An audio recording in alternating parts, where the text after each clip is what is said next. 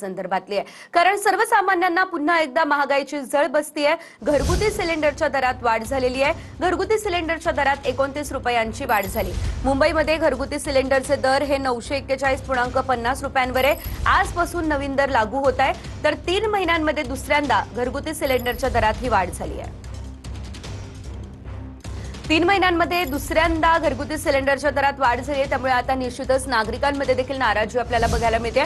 तर 29 रुपयांची तब्बल वाढ झाली असल्याचं पाहायला मिळत आहे। एकीकडे इंधनाचे दर वाढत असल्याचंही आपण गेल्या काही दिवसांपासून पाहतोय, तर आता सिलेंडरच्या दरात देखील ही मोठी वाढ आता झालेली आहे।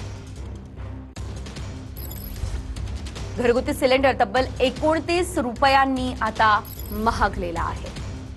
आजपासूनच हे नवीन दर लागू होणार आहे। या संदर्भात अधिकची अपडेट देण्यासाठी आमचे प्रतिनिधी योगेश बोरसे पुण्यातून आपल्यासोबत थेट जोडले गेलेले आहेत। योगेश, आपण पाहतोय खरं तर तब्बल 29 रुपयांची वाढ घरगुती सिलेंडरमध्ये झालेली आहे, त्यामुळे सर्वसामान्यांचं आणि खास करून गृहिणींचं बजेट आता कोलमडलंय। निश्चितच सर्वसामान्यांचं बजेट आता कोलमडलेलं आहे। कारण ज्या पद्धतीने आंतरराष्ट्रीय बाजारात तेलाचे भाव वाढल्यामुळे सातत्याने अशा पद्धतीने घरगुती गॅस सिलेंडरचे दरवाढ होताना पाहायला मिळते। आता पुन्हा एकदा 29 रुपयाने तब्बल 29 रुपयाने घरगुती गॅस सिलेंडरचे दरवाढ ही झालेली आहे आणि त्यामुळे एकूण प्रत्येक शहरातले हे दर वेगवेगळे आहेत। पुण्यातले जर दर बघितले तर साधारणतः 950 रुपयांपर्यंत आता घरगुती गॅसचं सिलेंडर मिळणार आहे। त्यामुळे सर्वसामान्यांचं कुठेतरी कंबरडं मोडल्याचं आपल्याला पाहायला मिळतं। एकीकडे महागाई आणि दुसरीकडे घरगुती गॅस सिलेंडरचे दर वाढल्याचं पाहायला मिळते। आजपासूनच ही नवीन जी काही दरवाढ असणार आहे ती लागू होणार आहे आणि त्यामुळे निश्चित सर्वसामान्य नागरिकांना काय वाटतं या दरवाढीबद्दल ते देखील आपण जाणून घेऊयात। काय पुन्हा एकदा घरगुती गॅसचे दर वाढल्याचं आपल्याला पाहायला मिळतं? हो, घरगुती गॅस बरोबरच सर्वसामान्य लोकांच्या जे बजेट आहे ते पूर्ण कोलमडलं आपण सांगितल्याप्रमाणेच।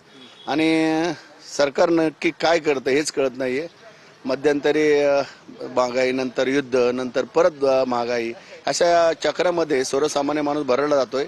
आज आपण विचार केला तर पगारदार वर्ग असेल किंवा मोलमजुरी करणारा असेल, यांचं कुठेही याच्यामध्ये बजेटमध्ये बसत नाहीये। अतिशय वेगळ्या पद्धतीमध्ये ही दरवाढ चालली, ठरून चाललेली दरवाढ आहे असं कुठेतरी वाटतं। काय दरवाढ सातत्याने पण आंतरराष्ट्रीय बाजारात ही काही तेलाचे दरवाढ होते, त्यामुळे कुठेतरी ही दरवाढ होताना पाहायला मिळते आणि सर्वत्र ही दरवाढ लागू होते।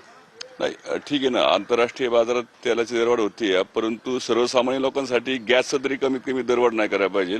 डिझेल आणि पेट्रोल ठीक आहे, त्या संदर्भात ते आंतरराष्ट्रीय बाजाराप्रमाणे ती दरवाढ होती ते मान्य आहे, परंतु गॅसची दरवाढ करायला नाही पाहिजे।